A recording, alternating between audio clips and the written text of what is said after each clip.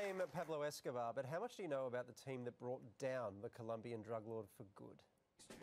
You might recognise them as these guys from the Netflix series Narcos. I want you to meet our new DEA, Steve Murphy.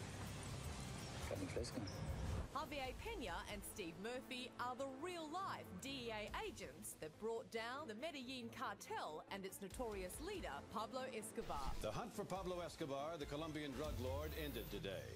Escobar was the wealthiest, most powerful and violent criminal of the 20th century, eventually controlling more than 80% of all cocaine distributed in the US.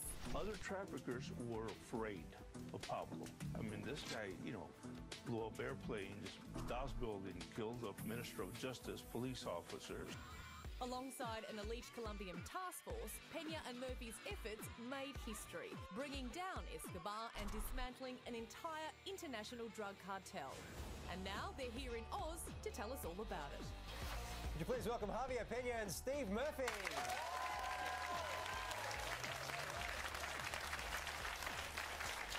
So excited to have you guys here. Capturing Pablo Escobar has got to be one of the most badass things anyone in the world has ever done. Do you trot this story out at parties often? Never. Once people find out you're a cop, they won't come and talk to you. Well, Escobar was a criminal beyond imagination. Like, he was allowed to design his own luxury prison, which he later escaped from, which seemed like it was always going to happen. Like, can you paint a picture of the extraordinary wealth that he had accumulated? Yeah, Pablo had, like I said, he had billions of dollars. Forbes magazine had him, the 7th richest person in the world. And, in the mid-'80s, the cocaine in the United States was going for about $80,000 to $100,000 a kilo. So this guy was moving about 2,500 kilos on a daily basis. So that's billions of dollars in return. Well, actually, I understand at one stage he was earning $500 million a week. And I'm just wondering, as you were defying death and dealing with criminals and living in this really high, tense, stressful situation, what were you guys getting paid? About a tenth of that. Tell that to our bosses. Hopefully they'll give us a back pay raise. Craziest way of explaining to us just how wealthy he was. Like the craziest story about how much he controlled and the kinds of stuff he could do. Well, Forbes magazine estimated his wealth at between $8 and $30 billion. Billion. We're cops. Yeah. I can't even fathom how much money that is. Where was he hiding the money, or where was it? Was he spending it, or? It was in bank accounts here in Australia. Just write down what you know. Is it true he had his own soccer pitch in his own house, and he would fly the Colombian national team in to play soccer matches just for his own entertainment? Well, he built his own custom prison. And so if you've seen the show Narcos, the way they portray the prison is wrong because it's much nicer than what they show in the program. But he did have a nice soccer field, and when he wanted to play, like what we would do is we'd go 1-2, 1-2, and all the ones are one team and all the twos are the other team. He would bring in the national team of Colombia. But here's the conundrum. So if you're a world-class soccer player and you're playing against Pablo, do you kick his butt or do you let him win? You let him win every time. Absolutely. He had an amazing record, as it turns out. Yeah. So he probably thought he was really good. He was Kim Jong-un good. That's how good he was. So he was shot dead in 1993. Did it feel a bit annoying to not be there at the time of his death? Like, being bold in actually shooting him? No, because one of the reasons we do the show is we want people to know who the true heroes are. People say, you guys are true American heroes, and we get called a lot of names. That's not a bad name to be called a hero, but we're not. We were just police officers doing our job, and we're proud of the fact that the Colombian National Police Officer, they deserve the credit because they took their country back. My big regret of the whole thing is I was in Colombia for 3 years. Javier was there 6.5. So I was in Medellin when Pablo was killed.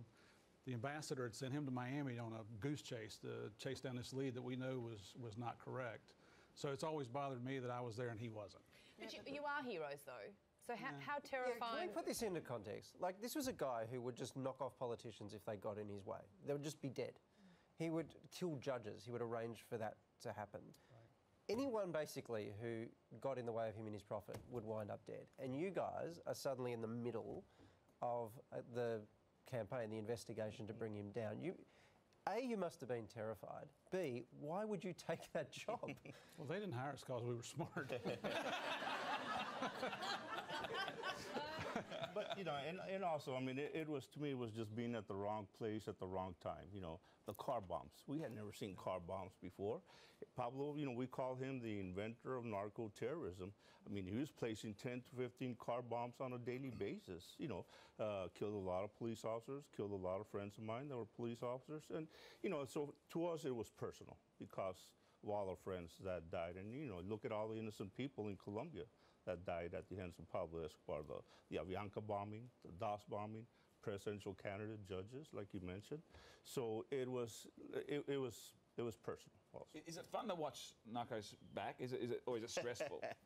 I've only watched it once, and he hasn't watched the whole thing I yet. haven't watched the second season. Is that because? Yeah, it just brings back memories, but I will eventually. Are you happy with what you saw? Are you happy with the actors they chose? Who's been looking? Who's been looking? Of course. I think we've got a split screen. We have a split screen. We can. And for the record, Oh, there you go. There you go.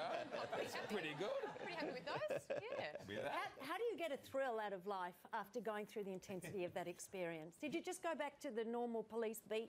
Well, literally, Escobar was one case. So when that case was over, we moved on to the next case. Now, that was a really big case. We knew that. But you just move on to the next case. Really?